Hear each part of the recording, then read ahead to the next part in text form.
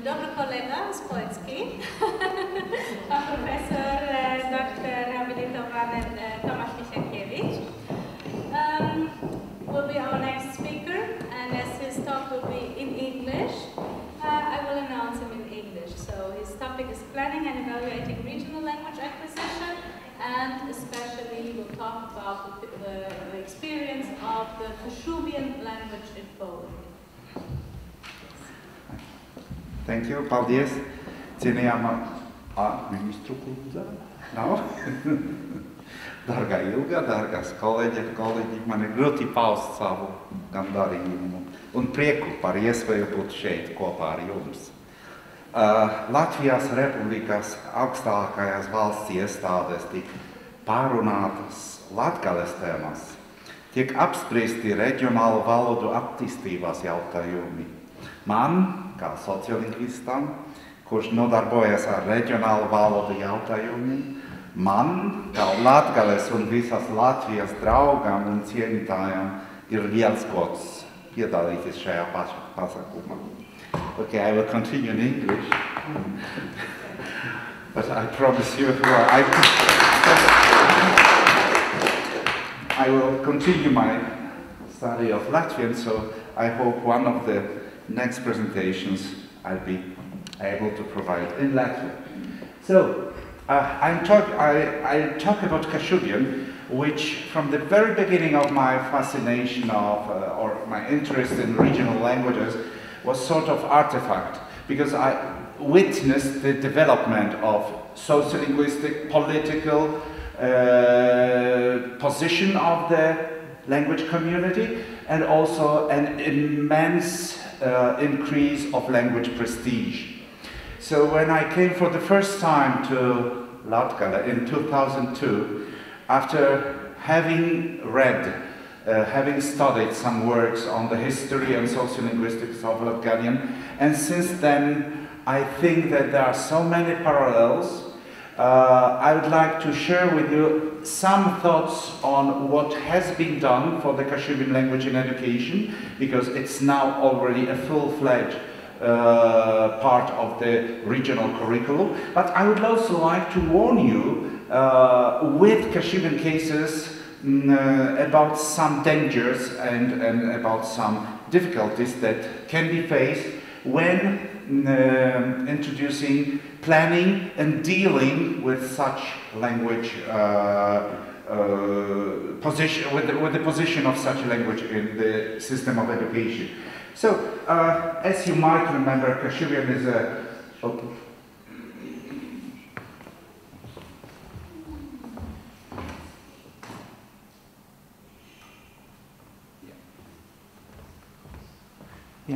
is a regional language in northern Poland.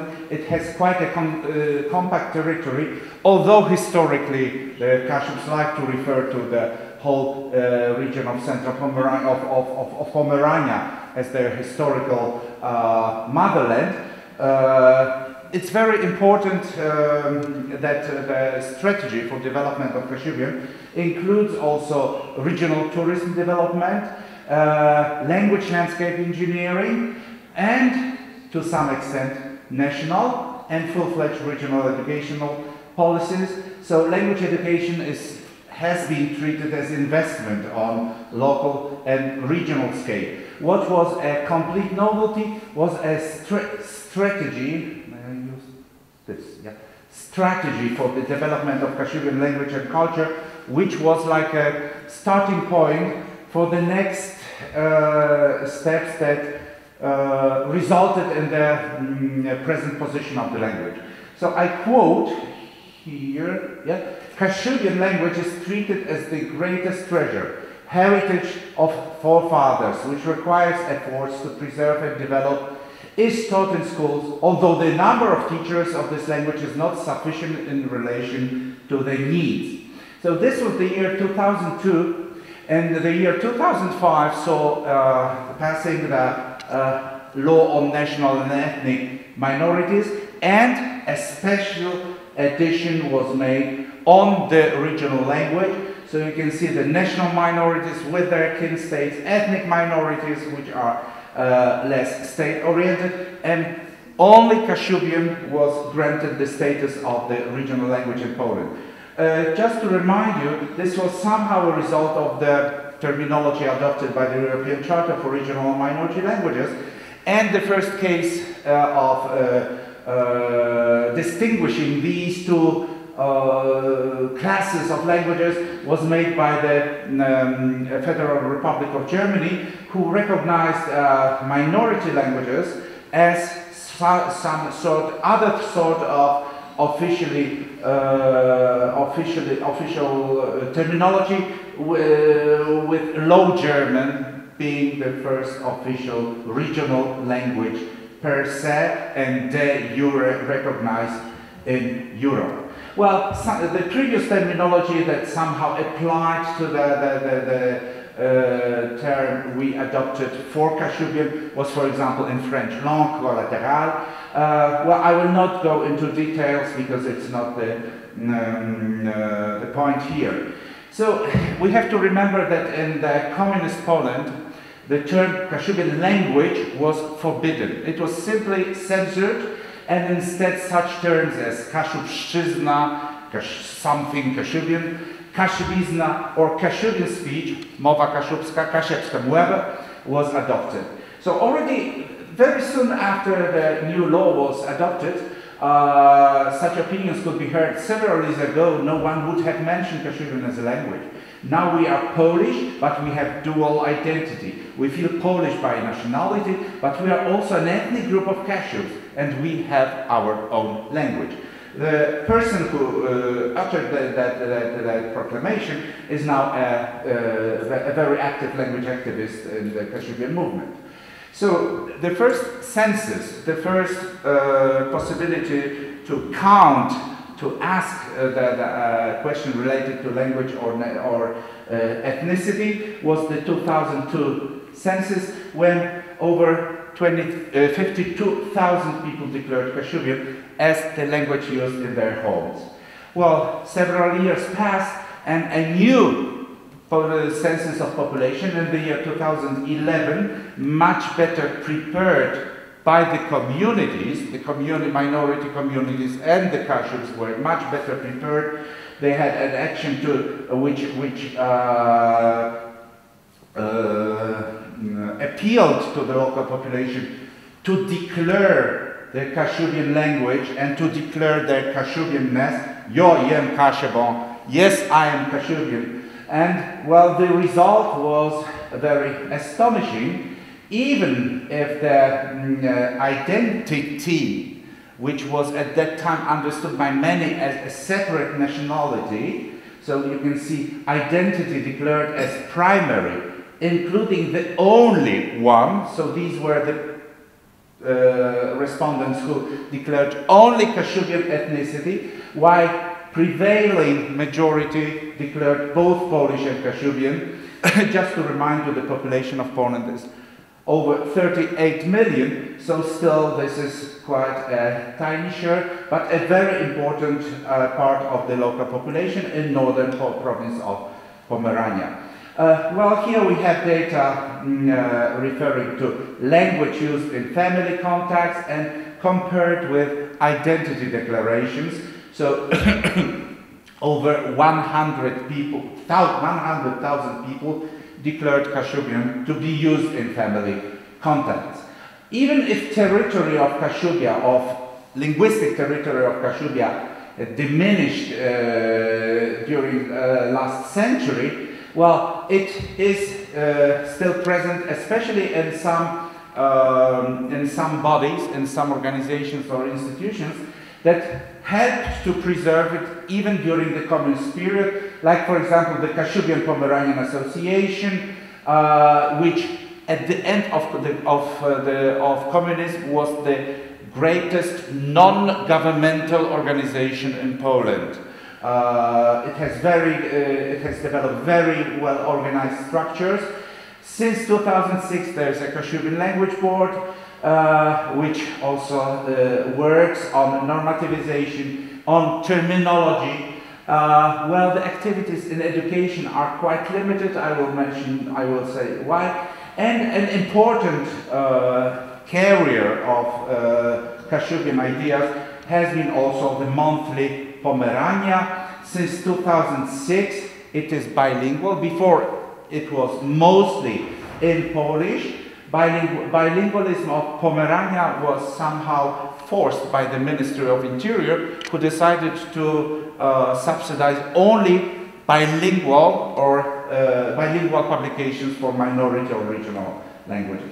A very important factor that made the regional language policy easier was the new administrative division. It's already 20 years ago, but for many it seems like it has been forever. But before that, the Kashubian territory was divided to smaller divisions. This is important because I will mention this fact again at the very end of my presentation. So now the whole of Kashubia in one województwo, which is named after Pomorze, Pomerania. There were plans to name the province Kashubian Pomeranian, but unfortunately for the Kashubian activists, this name was not adopted. So, as I mentioned, 2004 was an important year, not only for Poland, who became member of the European Union, but also this was the year for the strategy for protection and development of the Kashubian language and culture. When priorities, the main objective of the strategy for the Kashubian language was proclaimed as to make Kashubian capable of existence and development. And the priorities, activities to be undertaken within the strategy was popularization of the Kashubian education, particularly teaching of Kashubian, promoting and supporting the use of the language, protecting the linguistic and cultural heritage, and strengthening the position of Kashubian on regional, national, and international levels. A very important part of this 2005 law was an opportunity to introduce additional place names, official place names in a minority regional language.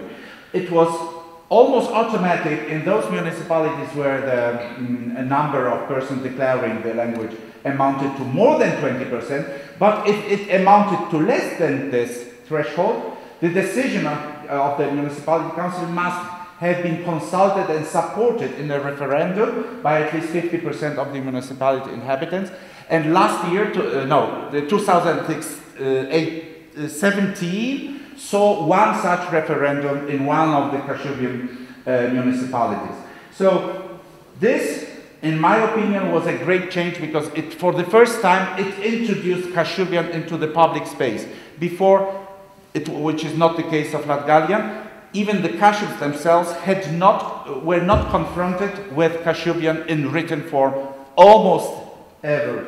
So this was a very important step which somehow resulted in really enrichment of the Kashubian landscape with the landscape of Kashubia with the Kashubian language, even on a half legal way. As you can see, these are the official red and white names of administrative institutions. These are half official, that's why they are yellow and black. So this also continued on in other aspects of public, social, commercial life, in publications, in publicity. So even Danzig, which had never been a Kashubian city, decided to proclaim itself the capital of Kashubia, and the late mayor, murdered a few months ago, decided to introduce Kashubian to the language repertoire of the city. You can see the Kashubian flag among those which are among languages in which the information can be provided by the municipal authorities. So the strategy of 2004 provided for establishing a Kashubian language board, supporting and protecting teaching of and in Kashubian, and to support and promote the use of Kashubian among the youth and young parents. That's the group where also Nicole was talking about, so the youth, and the next generation group, young parents. So education, we have to remember the first ever school where Kashubian was taught was founded in, well, 23 years ago, if I remember well, just for 9 children. And it was the building. A very important step which followed the new law of 2005 was the algorithm for subsidies for public schools. So the central authorities decided to subsidize the local municipalities with 20% extra for pupils in schools providing teaching of or in minority regional language and for Roma children, plus 150% for pupils in schools, in small schools, in primary schools with less than 84 pupils, in secondary schools with less than 42 students. And this somehow had to develop a very dense network of schools which were interested in providing teaching of Kashubian. There were, however, no monitoring procedures for the actual allocation of the subsidies for the minority language education. So the money went to the municipalities.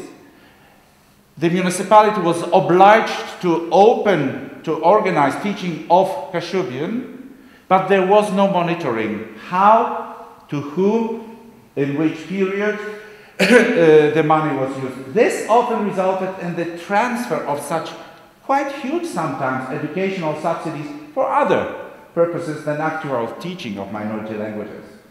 So the procedure when organizing classes of Kashubian, like any other recognized minority or regional language, was where one can start learning it at any of the educational stages. A kindergarten group is formed with at least 14 children, while a school class is made up of at least 7 pupils. If the number of applications is smaller, the teaching should be organized in inter-school or inter-class groups, consisting of no less than 3 and no more than 16 pupils. These were the past regulations, but all this was organized around a parent's application for children or secondary school student own application for being taught a national minority language, regional language, as well as their own history and culture. This application could be withdrawn at any moment, so also a special form, which led to an enormous increase of schools and pupils taught in Kashubian. These are the numbers for 2009, 10, and 11. Then, in 2013-14, there were already 17,000 children being taught Kashubian, almost 20,000 in the year 2015-16, and which was also a part of the strategy. An entire territory of Kashubian was already covered by some form of teaching Kashubian to school children. This does not mean that Kashubian education developed without complications. So, in Poland, like in many parts of Europe and the world, we have a dramatic demographic crisis on a national scale, shortage of qualified teachers, and opposition, a big opposition against Kashubian being language of instruction. Barely, since many years, we have just one school with bilingual curriculum. And lack of teaching materials, which is somehow overcome with time, because there are more and more school books. Many of them are also available online, so they do not have to be printed, which is the biggest cost in many cases. Well, now a few words about teachers' training.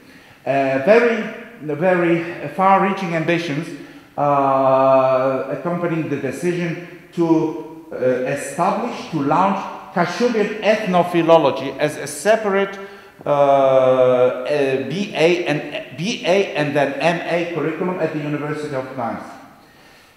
Well, the actual interest of Kashubs, or non-Kashubs, in studying was quite low, And the authorities of the university, during the last 3 years, decided not to launch the course. But each year, there were quite loud and strong protests, which led to the withdrawal of the previous decision. So there's still, every year, there's still a new group, smaller and smaller, of students interested in studying ethnofilologia kaszubska. But most probably, these are the last years, if something is not changed as far as the academic curriculum is concerned. As far as the effectiveness of that quite successful in numbers increase of Kashubian language teaching. So we have no starting report, no methodology of evaluation. The teaching is provided for 1 to 3 hours a week, but this 1 hour, this might be elements of regional culture, including some Kashubian sayings, songs, texts, to a full-fledged 3 hours a week Kashubian language and literature course. But from a methodological point of view, it's often treated as a foreign language, and there is a question which is similar in many cases, in all the cases we were talking about today, which Kashubian is to be taught. As German Slavist Georg Henschel said, the aim of the promoters of Kashubian is clearly to develop a full Kashubian literary language, and thus to establish Kashubian Polish bilingualism on a broad scale. Whether this strategy will be successful or one in the long run is more than doubtful. At least if the gradual extinction of speaking local Kashubian in the family continues, and it does continue. Bilingualism, in contrast to diglossia, does not last for long. When nowadays young Kashubs learn standard Kashubian at school, they are learning a foreign language. So those thousands of Kashubian children who participate in the Kashubian teaching curriculum actually learn some standard Kashubian, some foreign language which hardly plays them, which hardly links them to the cultural curriculum of their forefathers. We have a few, now the very last slides. I'd like to talk about the most recent developments. So, yeah?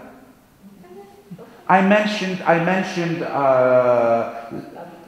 Kashubian Pomeranian Association, which was formed immediately after political thaws, after political thaws in '57, and the Council of the Kashubian Language Board, established in 2006, is somehow bound or linked to the Kashubian Pomeranian Association.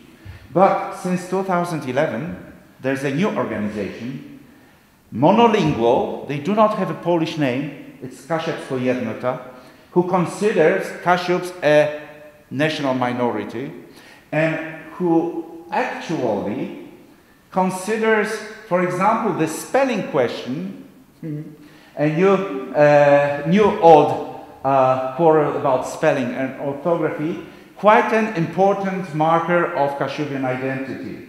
Well, I asked 4 representatives of 4 different spelling traditions to translate the title of my presentation today into Kashubian.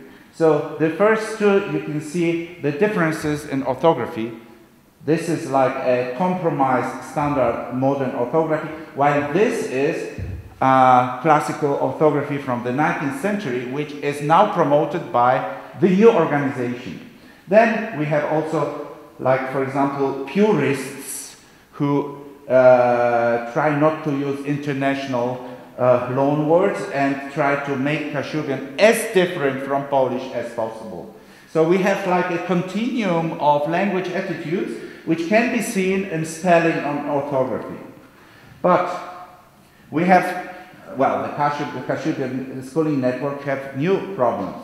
So since January 2018, the Ministry of National Education introduced drastic cuts in the educational subsidy, so that 20% and 150% are no more the norms for those local governments who run schools with the regional minority language speaking. The reduction in the educational subsidy is now affecting again the small municipalities, especially in southern Kashubia, where the population is simply, the density of population is low. So thanks to the subsidy, many smaller schools have been preserved so far, but now they are facing closure. Now, if you remember, I mentioned the administrative unity of the province. The whole of Kashubia, after 1998, was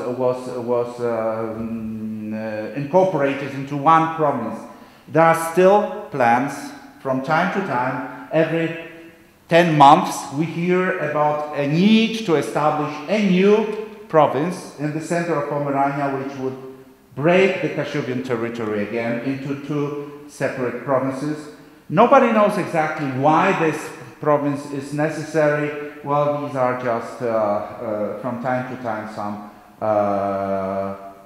talks. But there are also great moments in the modern history of Kashubia, like, for example, very famous new movie, Kamerdine Sulainis, about a difficult history of the Kashubs, where a big part of the dialogues are played in Kashubian. So as you can see, even some of the subtitles are provided in Kashubian. Well, this year has been proclaimed also the year of Kashubian education. You can guess which organization organizes it. You can't see, well, here you can see Polish, but here you have just Kashubian English, bilingual education. And, well, they focus, in the present conditions, they focus on modern, immersion-like, bilingual education model. So, like in many cases, for example, the Bretons or the Occitans in France, parents, activists decided to organize a school for their children. And many of them are teachers, and this is a first, for the time being, quite successful private primary school which focuses on bilingual education, actually trilingual in Kashubian, Polish, and English. Yeah, well, and these are the new. So Kashubian is also entering such domains as, for example, the local McDonald's network, which have just, well, I found it the day before yesterday. So they organized a competition for Kashubian-speaking children. Thank you. We have time only for one question. Do you have? Yeah, no, human? No. Yeah, basically. What is the problem? Why you think now it's also the new ideas that you must go against these Kashubian ideas to try to like divide the territory, or it's like this what we call in Latvia conservative or reactionary Polish new politic to become a big, huge nation or something like you? Or what is the problem? There's big ideology behind this. It's more like local ambitions of the local politicians, which could be the factor where such ideas as the need of unity of the Kashubian territory is not important. This might be the influence of the big politics. So local ambitions are more important for regional factors and for regional development, like united territory of Kashubia within one province.